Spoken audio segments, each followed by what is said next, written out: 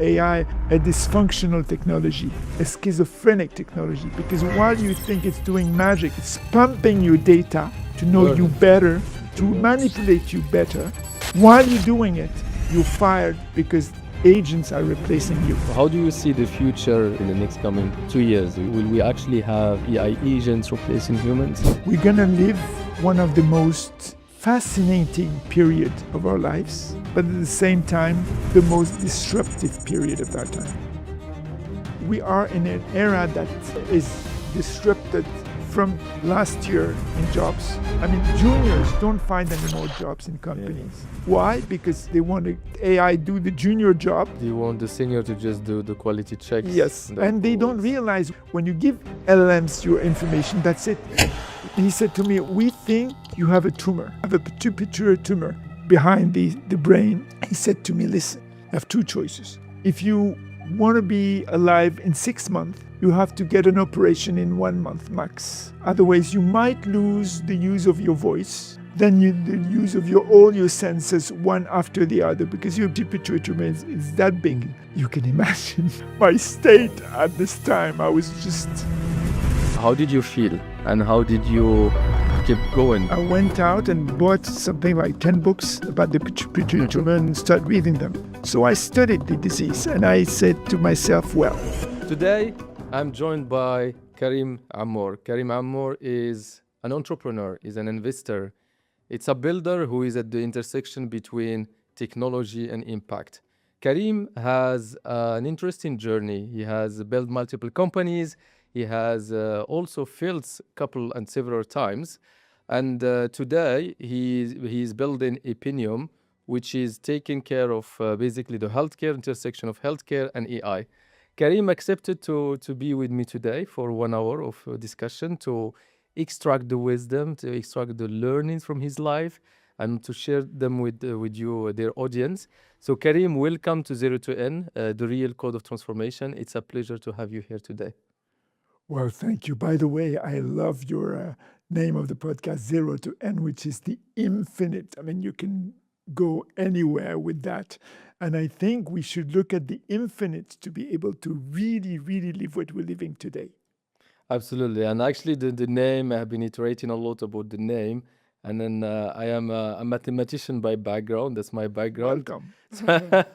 So the N for me had this childhood relationship with N because I used it in arithmetics. And like you said, the infinity, when you look at the infinity, then you can build from there.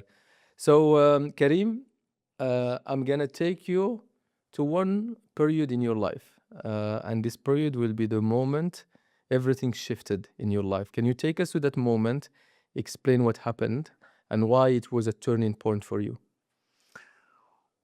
Well, this was a very, very difficult moment for me. But at the same time, it gave me a lot of lessons. It was a time I was working in oil and gas. We were based in the Bahamas. I used to work in New York in a corporate bank. Then I went to the Bahamas for a while, working for a big operator doing triangular operations on oil and gas. And I decided to come back for vacations to see my parents. And my mom asked me to come with her and my dad on a trip. And I said no, because I thought I was too busy for that. And she cried. And I didn't realize what I was doing or what I was saying to my mom until a few hours after that event. And that's when I decided to join. They were on the other side of the Mediterranean Sea, having their vacation in Spain. So I took the car nearly in the earliest morning. It was 6 o'clock at the time. There was a boat who was crossing for nearly 1.5 hours. So I went to see my parents. And when I arrived, they were sitting with a doctor having lunch. And they didn't know I was going. So she was so happy that she cried again. My mom cries a lot. She's very emotional. So I sit down in a table and the doctor was looking at me in a weird way. Well, I just was keeping on talking to my parents, to the doctor, etc., etc. And the next morning, my father came to my room and said to me, Karim, I need you for a very special purpose in France. I never worked with my dad, who is also an entrepreneur. We never spoke about working. But I realized maybe he needed me for something sensitive. So what I did is the next day I took the flight to Paris. And my grandmother is living in Paris. So I went to join my grandma and she said, come, I'm going to take you somewhere. And she took me to a hospital. And I didn't realize what was going on. I thought it was for my father or mother. She didn't want to tell me about it. So what happened is that when I arrived at the hospital, I met a doctor. And he made me sit down and he ausculted me. Till then I was not think of anything. He said, you have to do a very special scanner at the time, and I'm going to make you make it this afternoon. I was not understanding. And nobody told you Nobody anything told me until ever now. something. I said, well, you have to explain to me what's going on, because I think I was old enough to try to understand what's going on. When was this? What age did I was you have? 23. 23. And then he said to me, well, we think you have a tumor. I said, how do you know? I said, you have some signs in your face, in your body. I was much fatter. I had a face which was very particular, like I have this jaw which is very advanced, as you can see. And he say, I think you might have a pituitary tumor. So the pituitary tumor is just behind the brain. So you'll do the radio. I did the radio in the afternoon, and when I came back to see him the same day, he said to me, listen, you have two choices. Either if you want to be alive in 6 months, you have to get an operation in 1 month max. Otherwise, you might lose the use of your voice. Then the use of all your senses one after the other, because your pituitary tumor is that big. And it's located in a very sensitive area. So we have to operate you. You can imagine my state at this time. I was just... And I got the operations, to make the story short, went well. They operated me 2 times. And after that, I realized that I was eating life from the two sides. I mean, going out, having fun, making a lot of money in the company I was working in, so on and so forth. And I said, that's not life, because you can lose your life in 1 month. If you can use your life in 1 month, not knowing what happens to you, it's this Radat al-Walidin that brought me to my mom and my dad. And this is this sign of Radat al-Walidin touched my heart. And I said, okay, my parents are in Morocco, I'm far away, I'm going to get back. But before going to that part of your life, so when you knew that you had a tumor, a brain tumor, so how did you feel? So what was your feeling, and how did you keep going? Because some people can actually crash at that moment, and they may not even be willing to do any operation. Yeah, surprising enough, I was not afraid. Because I was a mathematician like you, so I'm a very scientific person. Yeah, Cartesian. So I went out and bought something like 10 books about the pituitary tumor and started reading them. And I went not only into the books, but into these scientific lectures that at the time, there was no this internet, etc. We were working with telexes and so on. Yeah. So I educated myself on what I had, which is a curiosity, mindset that I have since I'm very little. I was having animals, studying the animals and doing things, research on little animals when I was 6. So I studied the disease and I said to myself, well, this is what I have. It's pretty sensitive. I can lose my life, but here I am. The doctor that is treating me is one of the best doctors around. So I think, I studied the doctor and also the the practitioner who was going to be doing the erasing my tumor.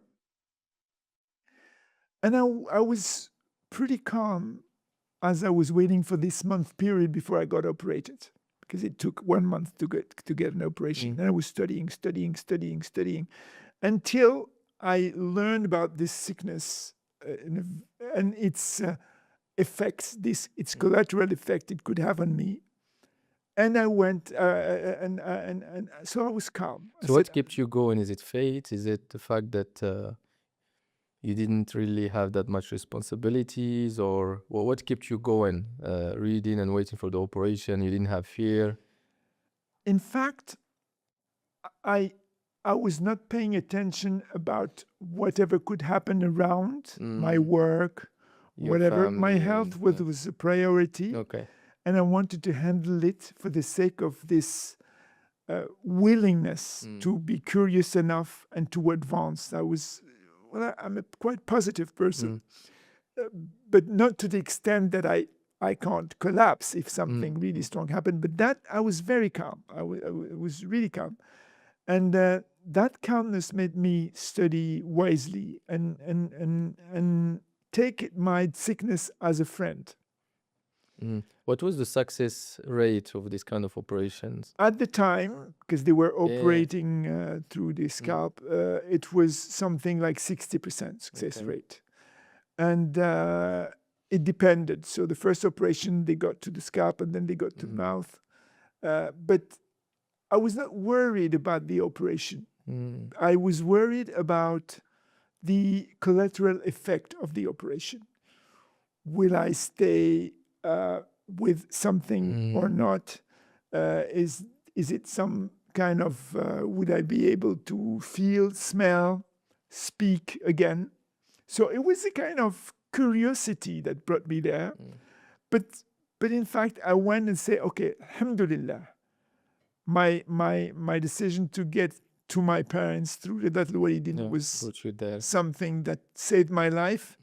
That means, guys, that Ridat al-Walidin is a very, very profound notion in our Islam, and I think we have to embrace it.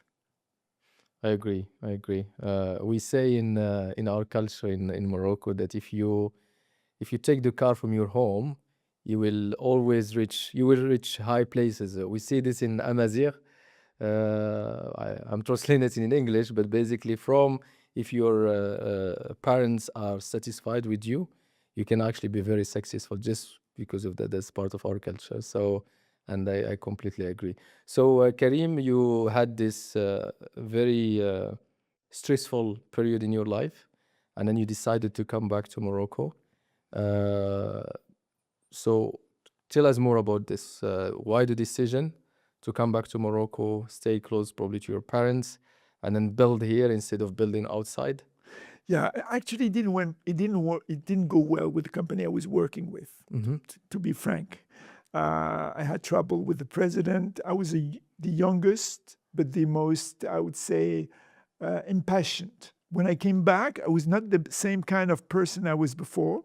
So they didn't like the way I behaved because I was so calm, whereas I was jumping all around, taking planes to go and sign contracts for the company, working like day and night, not taking care of anything else but my work and the money I was making. So I changed, and they found out that I changed. So I was more into, I would say, slow pace, calm, and this didn't help. Is it because you realized after the operation that what is really important in your life, which is probably like your health, your well-being, instead of really just jumping into planes and trying to figure out how to do business? What's the change? Can you tell us what's the change between before and after the operation?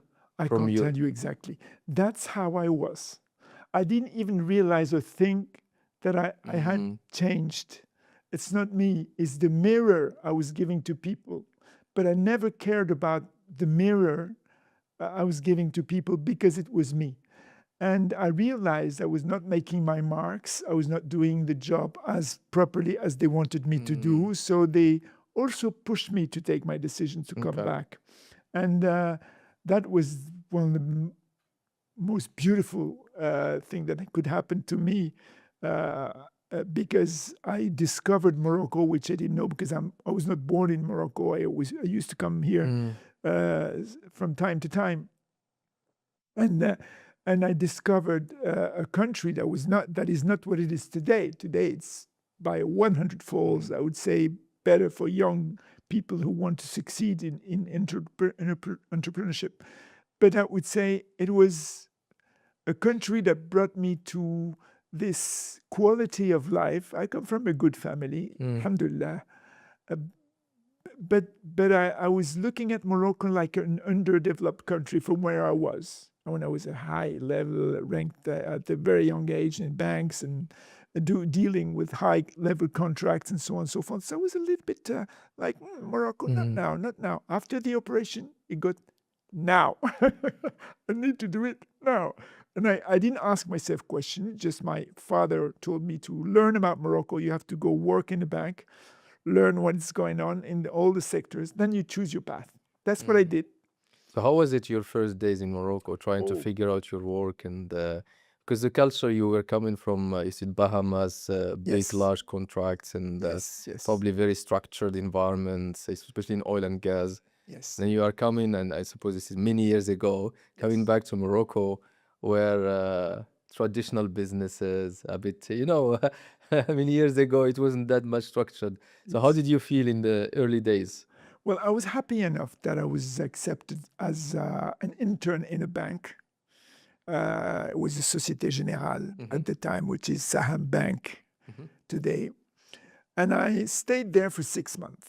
So the president of the bank was a family friend. So he looked at how I could discover the country. I knew I was going to be an entrepreneur when I looked at my condition of a person who is very curious, mathematician by design, discovering things. And I discovered in the bank at the time, there was those IBM mainframes running out. IBM was doing whatever they wanted to do in any bank, anywhere, by the way. So I said to myself, I want to work in banking systems, not in bank. I was in Technology. bank prior to come to the oil and gas, but I wanted to work in tech.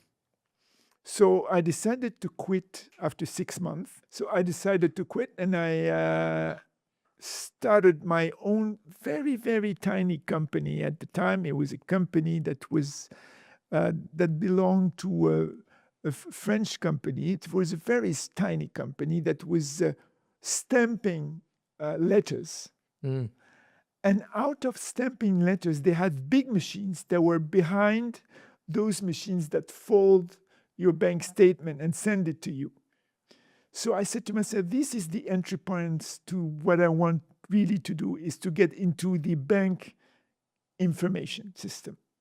So I entered to that tiny door, stamping the letters, to be one of the, I would say, I built the initial companies and do some internal investment out of all what I was getting. And then we do some external buyback.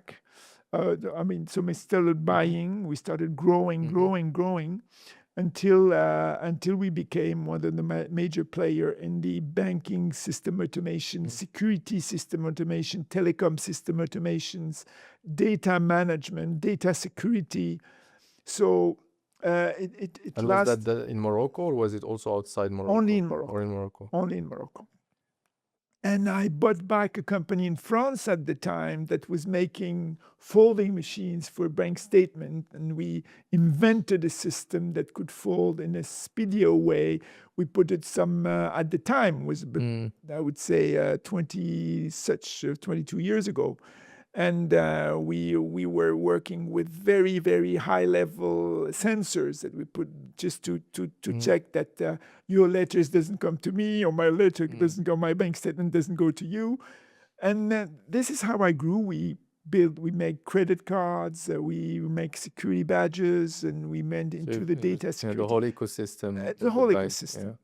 Then But was it always your, was it part of the plan before when you started in Morocco, or this just came gradually, step by step? completely gradually. Yeah. But when you are in an ecosystem, whatever ecosystem you're in, I learned, because as I was specialized in oil and gas, whether I was in corporate banking or having deals with countries, I learned to be specialized in something. Mm.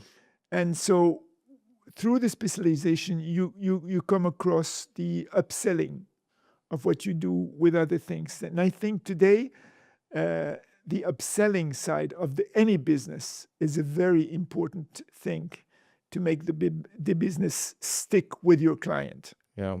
So you basically do a service, one specific service, and it could be a niche where you have all the, let's say, skill set, and then from there you can expand, and then you can add additional services to cover more and more with your customers. You brought it. Yeah. You make it broader, and you grow out of it. Yeah, because you already proved the point with the first implementation of the first service.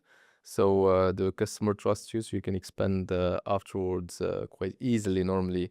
And normally the cost of acquiring a new customer will be higher than if you do it still with the same customer or adding more services. Absolutely. Yeah. That's mathematical. So Karim, you started as an intern in Société Générale at that time, like you said, and then slowly you grow, you acquired companies, you expanded. What do you think is, if you reflect today on it, what's the secret formula? Like starting a lot of people start as an intern, like hundreds of thousands of people. Yeah. So what's the formula that you think brought you from there to having like a group of companies today that is flourishing? I'll take it in two sides. Mm-hmm. The first side is, I don't believe in saying work your passion. I believe in what we call in Japanese term Ikigai. Mm-hmm. Japanese term Ikigai is for 3,000, 4,000 years. Yeah. It explains to you that when you find something interesting, I didn't say you love it, I said interesting, dig into it to discover it. Digging into it, if you like it, make you be very good at it. Being very good at it make people come to you because you're a specialist. You have people that are making sushis, that are making the same sushis for making 30 years. They're masters in sushi. They're unbeatable. People cross the world to come and eat in their restaurant because they're the best at doing those kinds of sushis. That's what I had in my mind. And my recipe was be good at what you do, bring people to notice that you're good at it so that they come to you and trust you.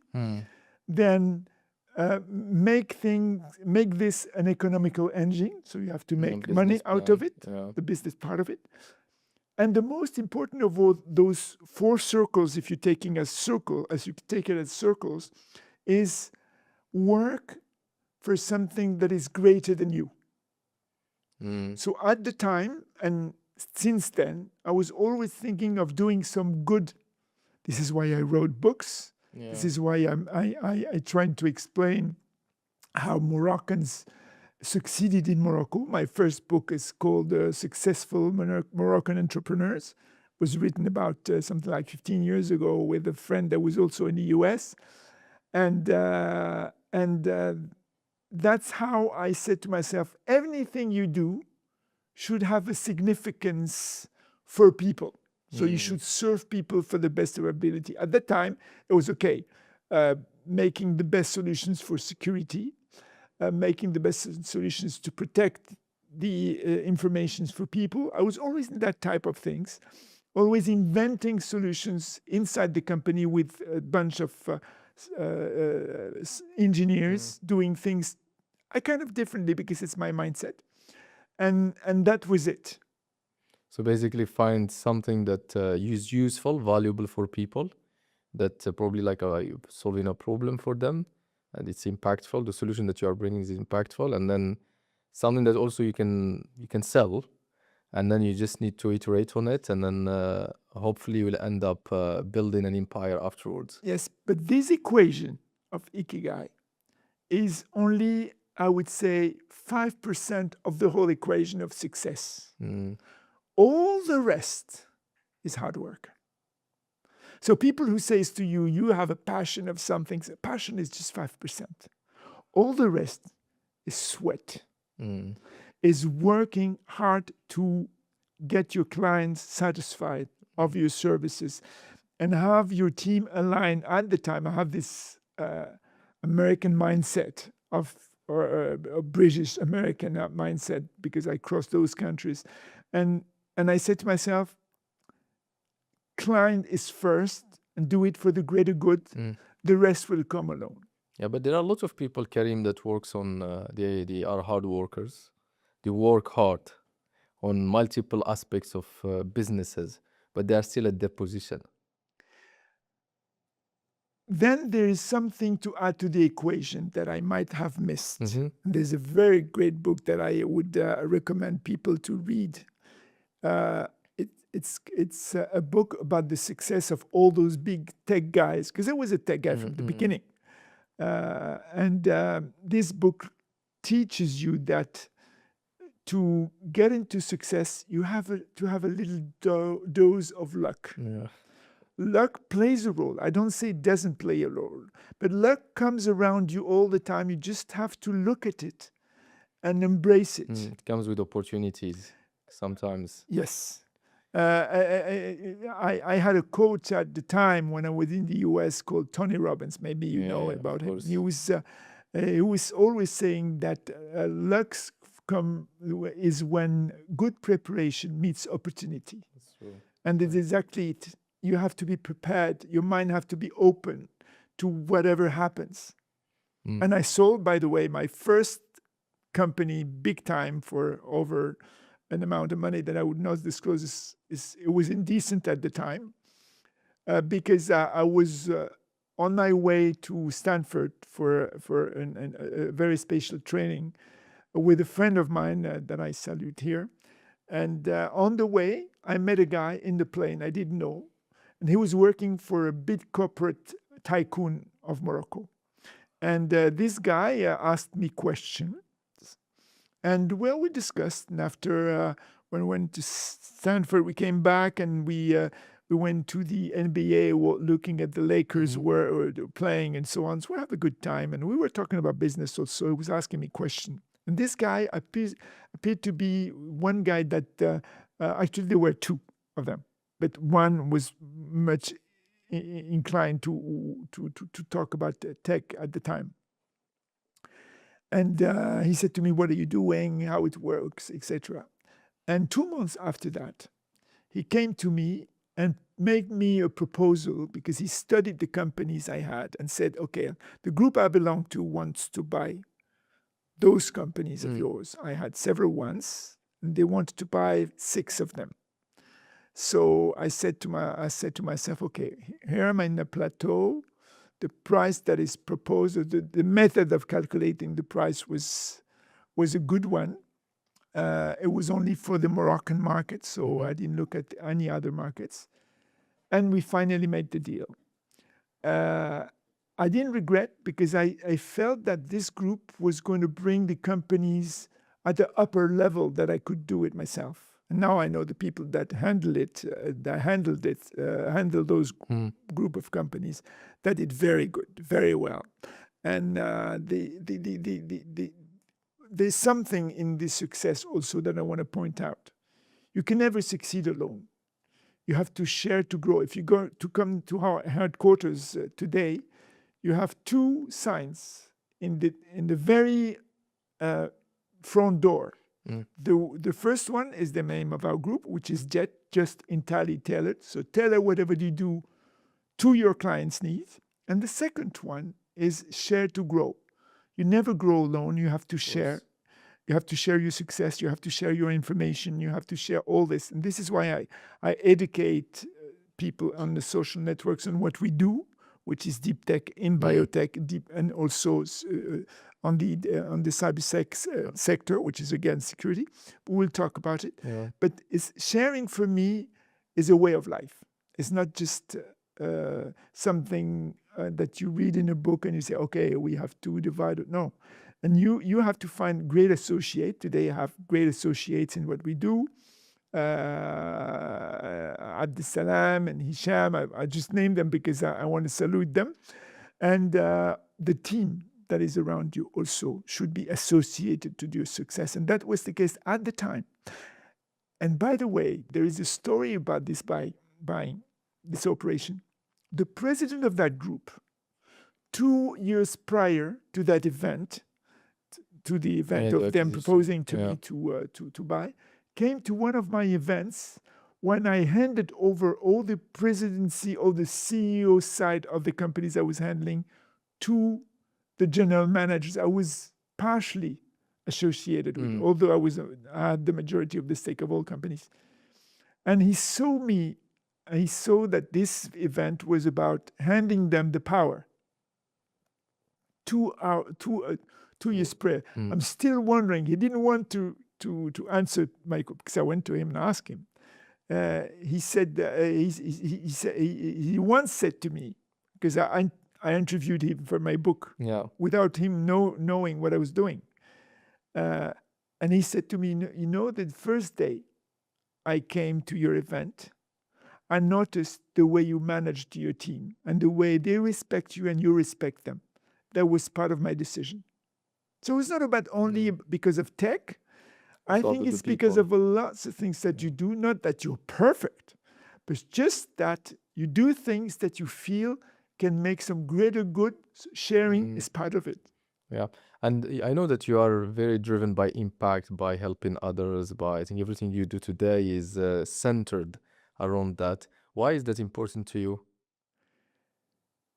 It was always every bit of us has a part. And I felt that I was very selfish, by the way. I was not, until I got an operation. You were not like this before. Oh, no. I was a kind of what we call yappy, but in the wrong way. I was going out, having parties, and considering money as really the unique way of handling life, and so on and so forth. After my operation, that switch happened.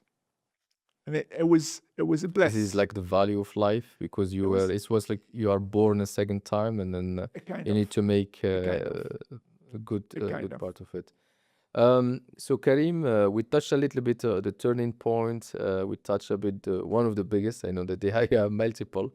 And you started after that building multiple companies. MashaAllah, you went from almost like a zero, like an intern, to a group of companies. How did you manage to have like multiple companies? How did you manage your time across multiple businesses at the time? The work time, the time you dedicate to the work was absolutely one of the major points. And that made me, thank you, God, meet the woman of my life, which is my actual wife.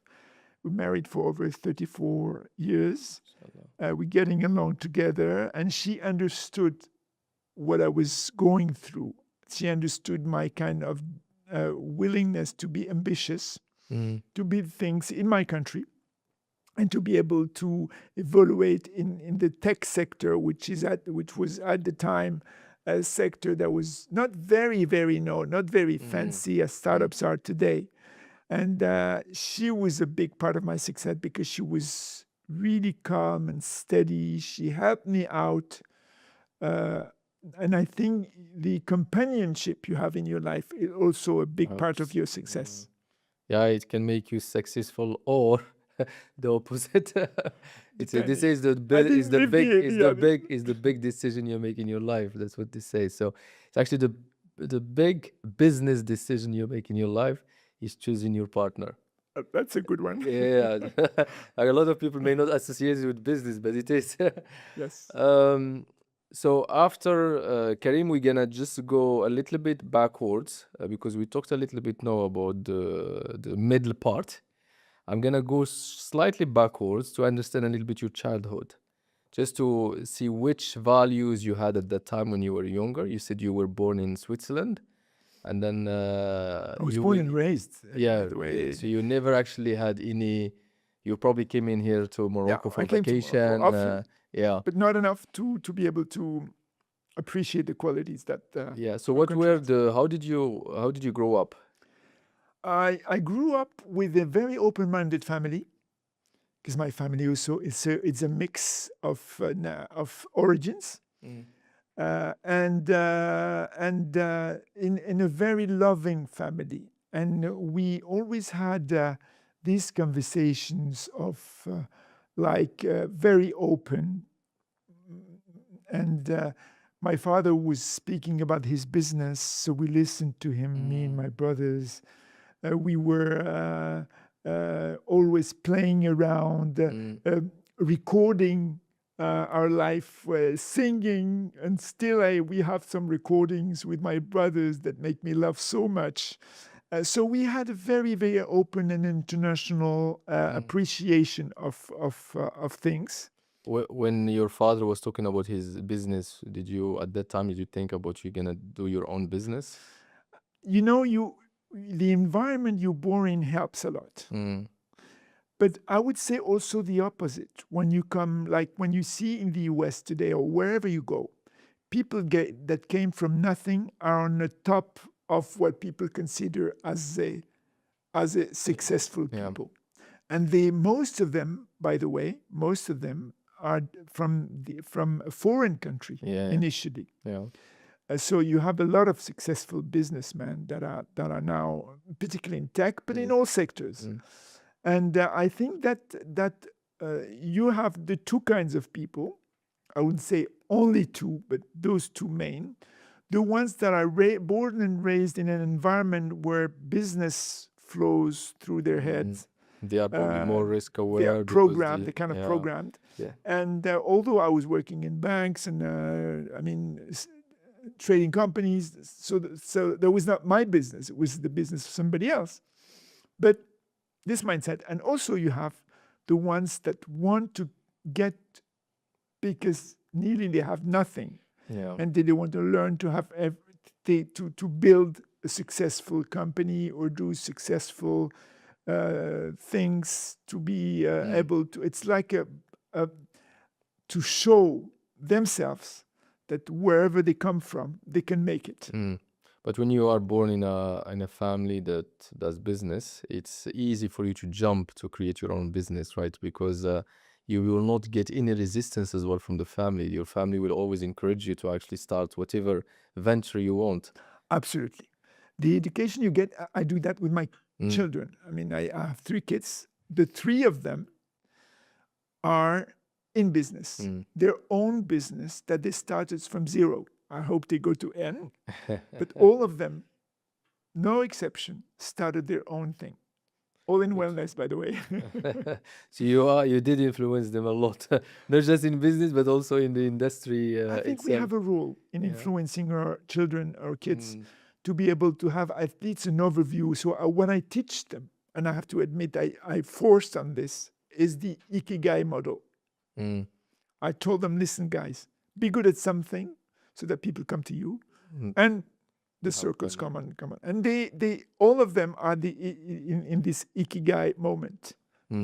If you would talk to Karim when he was, let's say, 19, 18 years old, what you would tell him? Stop being that naughty. Yeah?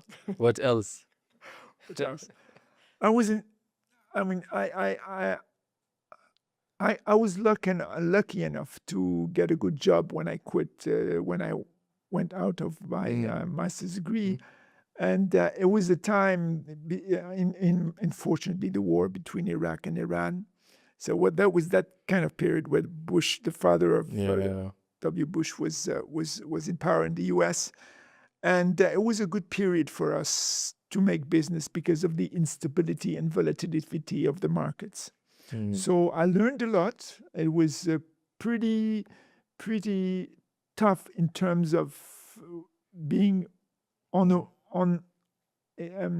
working all the time. It was not to prove something. It was just to say I can be independent. And that's what I teach to my kids, to be independent by themselves and make them really roll on, roll off, to be able to just Build their own build their own thing. life And and yes. actually, I was having a conversation with another gentleman this morning, and he's running one of the biggest, largest companies here in Morocco, and he was telling me that uh, one of the success reason behind success was actually using the crisis and disruption to his advantage. So on one period, his business was almost crushing, and then he used that, and also there's a lot of competition coming to the market. He used that to his advantage to create opportunities. So it's converting disruptions into good opportunities. It's one of the reasons behind his success. It just reminded me of what you said right now about when the market was a little bit unstable, and then you had to. That's a good condition for a good business. Yes. So I was not a good student, by the way. I was not good at school. I was better at university and business school, but I was not a good student. I used to be very, very active, overactive. Still am, but not to that extent. And that helped me look at life in a different way. That helps me today. do you think that school provides enough for people to be good business leaders? I believe more in street smart than school smart. Okay. So learn basically in the job, do things outside Hit it. the school, and then I mean, out of all the companies I built, I failed miserably 4 times. Miserably. When I tell you miserably, there was really big fails out of being presumptuous on thinking it's going to be like that. And this is a mistake, that it might be $1 million mistake or $10 million mistake, never mind. But it teaches me a lot of lessons. And this street smarts way of looking at life teaches me more than I could ever learn at school or even in the books. So today, Karim, tell us more about what you do. So tell us about Epinium. Let's start with Epinium, and then we can go into the other. Well, Epinium is the product of my own health condition in the beginning. I started Epinium about 4 years ago as an innovation venture. So I decided to invest in my own company for research and development. The first thing I did was look for the best scientists I could ever find in the fields we're tackling. And I found them. My co-founder called Absalam and part of his also Hisham and other guys and women also that are working with us. By the way, we have 60% women in our team of scientists. And I decided to tackle the most potent and rampant pandemic of all time, which we call the silent killer, which is metabolic dysfunction and its overaging domino effect through ultra-personalized nutrition and nutriment that will help me and my partners that are also in those disruptions. The 4 of them, 4 of my co-founders are having diabetes, hypertension, differential tension in both sides. One of them is also has what do you call it? Is an autist, Asperger autist, as Elon Musk is. So we were in an environment where we wanted to solve something big. And these metabolic diseases, if you look at them, whether it's diabetes or metabolic cancers or hypertension or heart disease, is approximately 80% of the world disease. It comes from it. And it enters through 2 doors. First door is sugar. The sugar we eat, the carbohydrates we eat on a daily basis. And second is stress. And you'd handle those 2 things out of, I reversed, I was diabetes type 2. I reversed it through food. So I found that food can Nutrition. solve problems. And if you look at it backwards, you see that when the doctors finished their studies, they had what we call the Hippocrates sermon. Mm. And Hippocrates' tagline was saying, "Be nutrition, make nutrition be your medicine." Mm. So we decided to go toward that path, and that encouraged us to use very deep tech, which is the use of quantum simulations, which I think we only are the company in Morocco to use it, and to discover, because quantum computing is 10,000 years more potent than a supercalculator. It's not stable yet. Some of them are stable. We use them on a daily basis. So quantum simulations to get to new material and new frequencies, because we want to do, our dream is to build what we call a galet that you put under your watch, that allows you through 12 sensors that are paired together to get a quite precise idea on your metabolic state. And then you have a differential nutritional diagnostics, because you come from the door of nutrition. And then you have a digital twin that can help you out. And this allowed us also to discover other technologies, which is, for instance, we wanted to protect the information of the user. So we said, as we are in the level of quantum, and quantum is coming fast and nobody's looking at it, we developed, me and Abdesalam, my co-founder, we developed an algorithm on for post-quantum encryption. Mm-hmm. It's a very sophisticated one, but can be used by anyone. So we developed this biotech line, and now we're developing this cybersec security line, which is how can the people that are going to handle the business, which is not me, I'm more in the biotech sector, but in the same company that we're handling with those bunch of verticals with those scientists all together, allow people and government to have their autonomy, how they use the LLM internally in their company, how they encrypt the whole information inside the company to be sovereign. So if you look at it and say, okay, what are you exactly doing as in terms of purpose? I would say to you, what we do is we steward human and an organization through this sovereignty for healthy longevity. Look at the market today. The market today is loaded by AI solutions. When one of the big guys of AI launches a new solution in his AI, you have nearly $200 to $300 billion wiped out of the market. Those billion-dollar companies wiped out. As I'm part of, also as an investor, we made an investment, I think, club with the Moroccans, the Moroccan diaspora called M Founders, and I'm part of another group called Endeavor, which handles more than 100 billion-dollar companies. So I learned a lot from them, and what I do. Also, what we do in the company is align the third pillar, which is a learning pillar. So we have a company called Extraction who handles the startups. By the way, if you need to know if your startup is getting their market fit, we go to an extraction.io. It's not to make publicity, but it helps founders. That's the way we give back.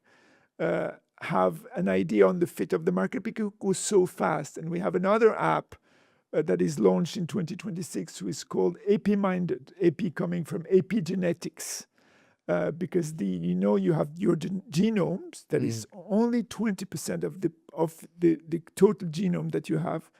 80% of it is epigenetics. And where does it come from? What you breathe, what you think, what you eat, who you're with, who you interact with, builds this ellipse called epigenetics along life, which means, and we took it from there, we can reverse any disease that is reversible. There are some that are not and some that are. But those that are can be handled through the inventions we are. And when you look at the market, the total addressable market, like we say, it's 4 billion people that are declared, not left alone those that are not declared. So we said this deserves financial effort, time, patience to get to do it in a non-invasive way. So we invented a non-invasive glucose monitor, which is one of the first in the world to be non-invasive and closest to the blood. We invented a sensor for 4 levels of stress, because as I told you, stress is part of the culprit. And we invented a bit-by-bit sensor who handles the bit, whereas your Apple Watch or your Fitbit watch handles every 6 minutes. Otherwise, you wouldn't be able to recharge it. Is this all today part of you are distributing it? The product already exists, or you are still in the research phase? No, we are in the final research phase. It'll be launched probably in 2026. Okay. So we have the line of CyberSec is to be launched. And the idea would be to partner with those like a big watch, smart watches, so that they can use it as sensors in share to grow. Okay. So we will use channels to make them look at our tech, and that will allow us to scale fast. In all arenas, we only have partners. We never go direct. So Karim, you talk a lot, you did mention it right now, can you talk about AI? Today, AI is everywhere, LLM models are everywhere, everyone is talking about AI technologies, and people are talking about replacing humans with AI as well. How do you see the future, basically the business in the next coming 2 years? Will we actually have AI agents replacing humans? Yes. Actually, I wrote a book about it. It's called Renaissance Now. I think we entered into the Renaissance era. This is why the sign of our company is the Renaissance sign from Leonardo da Vinci, which is my star with Tesla, by the way. And Nikola Tesla, not the Tesla, the car. Yeah. And I think there is going to be a big shift within the next 5 years. We're going to live one of the most fascinating period of our lives, but at the same time, the most disruptive period of our time. And when I wrote this book, I wrote it as a how-to novel. First, to explain to my kids where I think we're heading, because we always have to anticipate what's coming. In our company, we have now, since 7 months, we have about 41 agents working alongside the scientists doing the work. So we used to them. We used to secure the agency models that we have. They were very, very, initially very small, and they're getting bigger and bigger. And today, agents are everywhere. So it goes very fast. Yeah. It changes every time, and it can disrupt your company at any moment. So this is why we made an extraction to be able to look at where we're going every day. We make this upskilling tool to know exactly what's going on in the world and cross-pollinate the information. And every day, the guys of the company have this upskilling of 3 minutes, and they got to know exactly where we're heading. But the most important thing, and this made me write my book because I was scared. I got really scared of the potency of this technology, of doing some good, so that's the pink side, of doing some bad, so that's taking control of the human and doing some silly things. This is why we entered into the post-quantum encryption, because quantum computing is so powerful. And we discovered how, as mathematicians, we found out some things we never expected, and we were not looking at them. And we found out that this could really do some good, but also some bad. And to give you an example, if you want to enter the Pentagon with a quantum computer of just 1,000 qubits, it takes you 5 minutes. There's no But no you way. have infrastructure here in Morocco? No, we lease it. Okay. We lease it. And now, this year, there was some real quantum computing available. We're not going to buy one yet, but we might buy one in the future. But I wrote that book to say to my kids, this is where we're heading. So please find something to do where you're not going to be disrupted. So you wrote the whole book just to have something for your kids to read, for them to get inspired, and for you to explain to them how you see this, the AI and compute. That was for my kids, Yeah. but when you talk to your kids, you talk to all the potential entrepreneurs worldwide and say, okay, this is how it's going to happen. And we are in a bracket of this in between where we Yes, have to act transition. very wisely because we are in an era that is disrupted from last year in jobs. I mean, juniors don't find any more jobs in companies. Why? Because they want to they let AI do the junior jobs. Do you want the senior to just do the quality checks? Yes, and they don't realize when they give the AI to whatever LLMs you want to call it outside the company. I don't say inside. This is why we propose to organizations to have inside LLMs that are updated every single day to have the best of the best every day. When you give LLMs your information, that's it. You are, since the inception of DeepSeek, by the way, you are the LLMs are retrained nearly every month, if not every week, because it costs nothing, really $2 million to retrain a model. So people retrain your info, and it can be one way or another retrieve. If it's not in a generalization, it'll be other ways. And you have another factor that I want people to be very much aware of. It's what we call self-recursive improvement. Self-recursive AI that learn by themselves. If you take like GitHub, for instance, 70% of repository of GitHub is auto-generated. No human has ever touched it. So when you see this world and you see there are agents around, they are quite autonomous. Human in the loop is less and less, even in self-recursive improvement. We still have 6 months to go, but no more. And you have this quantum computing who is handling information. This is going to be a big shift in our lives. So we have to find a way to determine, that's what I write in my book, we have a way to determine other ways to determine success, the value of money, how society can ever be organized. To tell you something, I did something while I was writing my book. I called my notary and asked him to buy for me a land that was supposed to be bought 20 years ago that I forgot. And he had the file and he knew the guy that was selling the land. He called him. He doubled the price I bought it. It was a farm 20 kilometers from Casablanca. Why is that?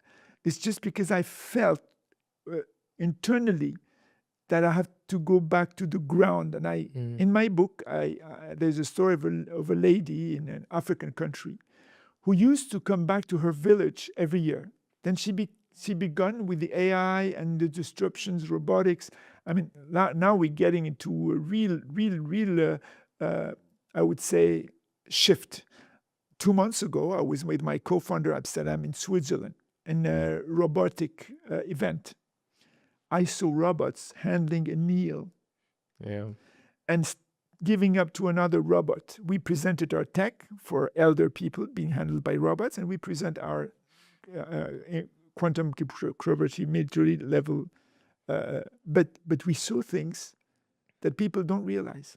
Robot can give a meal to another robot, and the other robot can do you like whatever preparation you want to do. If you visit like China today in a couple of cities, you see actually robots doing a lot of, they can be a waiter in the restaurants. They do a lot of things that humans do today. And also with the robots is that if one robot learns something, all the robots in the same cluster, they will learn exactly the same. So At the same time. At the same time. So all the learning compounds quite instantaneously, and it just grows. So I think in no time we will probably have robots in the streets. But so what's your advice, Karim, for someone who is building either a SaaS, a technology company, to be prepared for what is coming? I would say, guys, do something that has some humanization in it. Do something where you can meet people or make people meet. Do something where you can have a human in the loop one way or another. That's not our case because we are already very advanced in what we do. But the future will belong to those people who are very grounded. I'm going to tell you a story. What is the human? Sorry for interrupting. What is a human touch? What can you call today a human touch?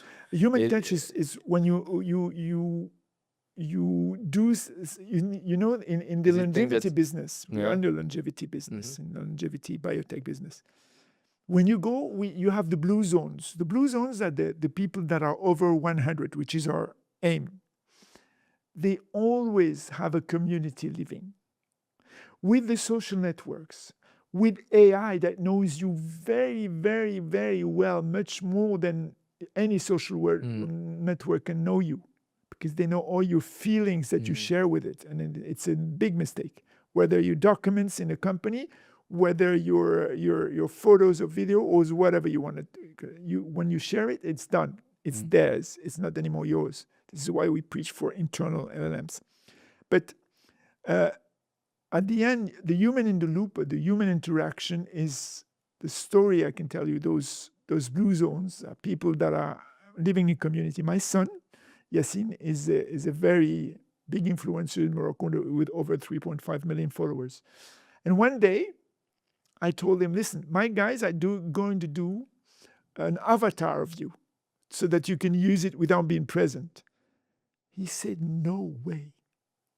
I will never work with avatar. I can tweak my images from time to time, but I want to be me. I want to be real because I've read the book. I know where we're heading, and I certainly don't want to be the kind of person that is present by the image of somebody else. Some do very well. We have this period, but the fake news, the security layer that are in the company that is getting very weaker and weaker with self-recursive improvement, with quantum computing coming over, so on and so forth. But today, if you look at OpenClaw, it has access to all your everything that you have in your company, and it can also take decision on your behalf. Yes. So it's quite very dangerous when you talk about security. When you know what it can do. I mean, security is a magical world because when nothing happens, everything is okay. When something happens, it costs you billions of dollars. It costs you the life of your company, the life of your whatever. I mean, the randomness is going to be skyrocketing. So we believe very much in cryptography, in crypto in general. We think it's going to be in the new era, even for money. A lot of big governments are getting digital money on the ground. But for the future of any entrepreneur, I would say to do something, because with the CEO of Next Traction, I always talk to him about that. We say, you have to renew yourself in the company you're handling, using AI or not. And the cycle of living of any product that you would propose to the market will get shorter and shorter and shorter, to the extent that today it's probably 2 years. Let's say Cursor, for instance, which is an outstanding tool, depending on Claude very much. But Cursor is developing themselves. They're developing their own LLMs to be able to be free. But not all the companies like that. When Claude make an announcement, or ChatGPT or whomever, I mean, you have wiped out billions of dollars of value. And people look at it, but they don't realize. And those energy problems that we have around the world are also to take into consideration, because today we're in a completely disruptive era. I know companies today who are trying to implement AI agent as a replacement for employees, humans. So in multiple departments. So it's already starting today that there's a lot of AI agent being used as employees doing all the tasks, but they're working 24 hours by 7 because they work all the time. So there's no. So today it's already happening, and I am in the SaaS industry. I'm in the technology industry. So SaaS for me will be soon a commodity. So everyone can actually be able to build a similar product. So the differentiator between different companies will be more probably like the human side of it. And also I feel like the technology will become almost like what the fashion is today. So, for example, if you have a good brand around your product and people wants to work with you as a person, then that's your differentiator. It's not gonna be because you have a capability or B, because this capability can be copied and they can be implemented in few hours today. So if you just explain what the capability does, what's the input, the output, it can be built quite easily. I think a lot of companies in technology in tech, they should be prepared for this. And what your son was talking about the fact that he wants to be there with his face, build that relationship with the audience, I think that's quite important. More than before. More than before, it's very important to be in front of your customer, build that relationship for them to trust you and have that personal brand, because that will what will keep the technology company surviving afterwards. Yeah. And I think also we have to find new models. A renaissance of our models have to be also looked and with a lot of scrutiny, because you can't live the life you just spot on explained in few words the same way you were living 20 years ago, even 10 years ago. Yeah. It's a totally different, because now your brain, your intelligence is touched. That was the last wall between you and the machine. People are saying, no, but it's just a tool. No. It touches your brain to the extent that AI is better than me in mathematics, better than me in literature, better than me in geography, history, education, name it. So we have to look at the education layer of the society, the medical layer of the society. I believe very much in self-curing, having the relation with the doctor, but at least you do most of the job. Widen the sector, allowing a lot of people through food or other means to get cured. The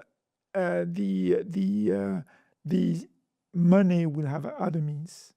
The relations will have to be kept. And maybe when you go to renaissancenow.org, I explained that maybe these disruptions will force us to go back to our roots, our human essence. Maybe it's a sign. We don't know, because we have no clue on how it's going to be. But when someone like Elon Musk or very highly ranked people tell you, you have 20% of chance that AI takes over. Let me ask you a question, Rashid. If tomorrow you are drinking a coffee cup and you have 1% chance that your cup will handle a poison, 1% only, or only half percent, would you drink it? You wouldn't. Okay, that's what we're playing with. This is why we have to be very wise, and this is why we're producing very high-tech protections layers in post-quantum. I don't know, you probably have watched this, they have put the different Asians talking to each other, and they have invented a religion, a language to talk with each other, because they said that they don't want to adopt the human language and the human religion in it. So there was this experiment that was done recently. So I was reading an article about it. So it's quite, like you said, if there is a chance tomorrow that let's say AI will take over and there's a risk for humanity, then we should be very careful and we should do something about it. Well, I mean, we should be very, very ambitious in allowing the politics, the techs, but moreover, the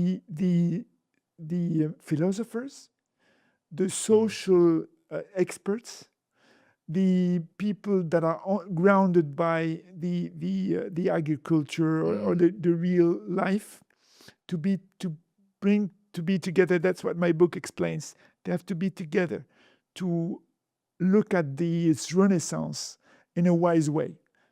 And there's also this, in few probably years, not even many years, we'll probably have like a plumber. He will be more important than a lawyer or any other job that can be fully automated today. So we're right on the way. And the farmer will be way more valuable than anyone else. So I think happier. Yeah. Happier. Because when you go back to the ground, and there is an expression in Morocco, when you lost, grab the ground. Yeah. And this is it. This is it. We have to go back to our roots, our human essence, And I think it's very difficult to explain because a lot of people are not in situation. Bear in mind that the effect of AI, you are a tech guy, I'm a tech guy. It's easy to apprehend it. But when you talk to the people in the streets and so on and so forth, they love it for the sake of what they do. This is why I call AI a dysfunctional technology, a schizophrenic technology, because while you think it's doing magic, it's pumping your data to know you Learning, better, to to learn. manipulate you better. Moreover, this, while you're doing it, you're fired because agents are replacing you. And this is a real difficult equation to apprehend when you want to be take some altitude on what you do. And this is why I wrote that book. No, beauty. That's beautiful and also very impactful in our era today. So, Karim, we're getting towards the end of the episode. There's a lot of it's just very rich conversation we're having here. I think we can spend the whole day discussing. But Sure, sure. I'm gonna ask you a few questions at the end to close the episode with. Um, so the first one is what's the name of the podcast is Zero to N, the real code of transformation. What is the real code of transformation for you? It starts by human and ends by human. So if you want to transform, can you elaborate more on it? If you want to transform, you want to go from 0 to N. What is the code according to you that you need to adopt? It's almost like you need to code it. Yeah, it's in this era, you have to leave tech where it is as a species because it has a form of intelligence that is 100 times, if not 1,000 times more clever than you are in terms of intelligence, the way you... And get back to something or live with something that makes you feel, touch, apprehend, live in a present moment. It's very easy to say that in this era, but I'm a strong believer that this will be a luxury. So if you want to go to 0 to N, get back to your humanity and have this kind of conversation in a very open environment. Say what people don't want to hear because they have to hear it. I was in a conference 2 months ago, whereas people were talking, my friends were talking about how that they handle their human resources. I said to them, I have 41 agents. The place, which is UM6P in Ben Grir, was packed of people that came silent. When I finished, people came to me and said, you scared us. I said, no, this is the reality. You have to cope with it. 15 days after, OpenClaw was launched. So now everybody knew about it. I didn't make it on purpose. I made it because it was what I was living. So you, me, and some other folks that are getting into very deep technologies, use it to do business. But you can also use it to do business, to do good, to protect people, to make them be autonomous with their health, to be able to learn in a better way, to be able to re-educate themselves on a daily basis, knowing what's going on in the world that can impact them or their significant other. Doing things that have significance, or that you think that are doing significance, because my paradigm of doing significant, useful thing, maybe not the paradigm of somebody else. But do, for the best of your ability, the best of what you think. Okay. The other question, Karim, is what's the meaning of success for you today? That's a wise question. It's easy for me to respond because in the quote of successes, you have different layers. You can put it in the layer of being rich or being, like in social networks, successful. I mean, in terms of image, in terms of people following what you do and appreciating. You can be happy with your family. You can be happy with your body. You can be surrounding yourself with people of what you consider value. people that are with us and foreigners that are outstanding people at very, very high level in the diaspora worldwide. I'm so proud of the Moroccans we have, and I proud of interacting with them, learning from them. We were at the board of directors this morning. I said that, like we say in Moroccan, "Saha wal afiya wal salama wa talal amr," means that stress could be something you have to handle, and it's going to be a very stressful life within the next 5 years because we'll be nearly lost. Mm. And if we look at this era of war, nobody could expect the war could turn out so that it could even destroy the meaning of countries where they will bid for. You come Safety. from the Emirates, which is a beautiful place to be. Who knows today what it's going to be like? I'm sure those guys are very resilient, very creative, and they're going to make it something beautiful, even with the war within the next, let's say, 5 to 10 years. But it's going to be something they didn't expect. I mean, they didn't ask for anything. Yeah, Which nobody is expected it. peaceful and so on and so forth. So the Arab world is, and all the other countries are sometimes living a hard life. And I think each and any one of us, there's something we can do, so let's do it. Something we cannot do, so let's contribute to it one way or another. The last question, Karim. What is Morocco for you? Morocco is a country of balance, peace, allowing all religions to be together, wonderful weather, outstanding people. There is a TV show with a guy who is running the world, and they asked him, what was the most generous country you ever went to? He said, Morocco. I said, why? He said, because I met a guy in the Atlas who had nothing. And out of nothing, he offered me everything he had. Yeah. And offered me to stay, offered me to eat, and asked me nothing in return. Moroccans are very generous, very welcoming. I think we have a beautiful diversity and at the same time a steadiness in the way Morocco is handled.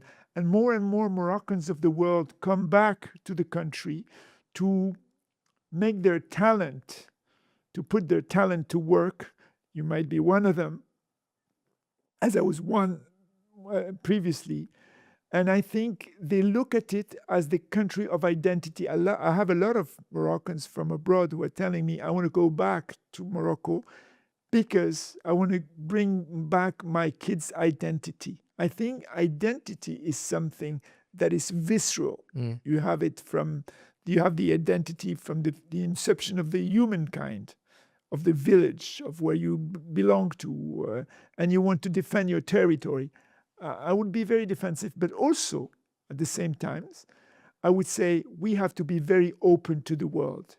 Morocco has proved through football, for instance, that it can be one of the best in the world, not only in playing, but also in organizing. So we have nothing to fear about when it comes to putting up our country as a superb, valuable place to live. And just to reiterate on what you said, I was actually just this weekend, I was in the Atlas Mountain.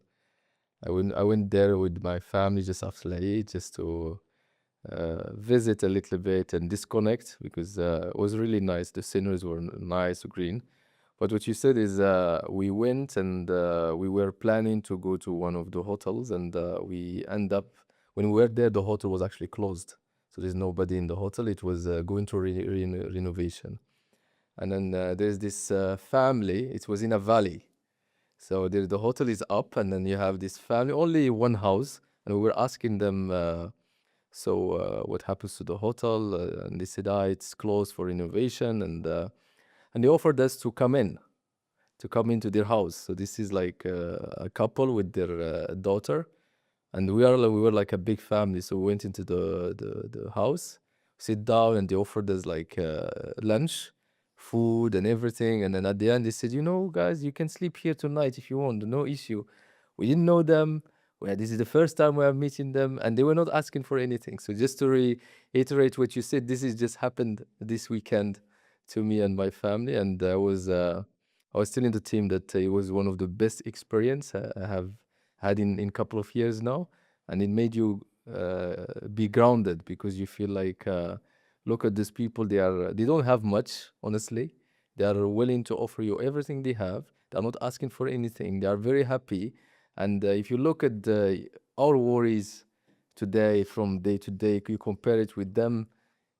I mean, they don't even have any importance anymore. So Karim, we are at the end of the episode. We are actually more than we extended more minute than the usual 1 hour.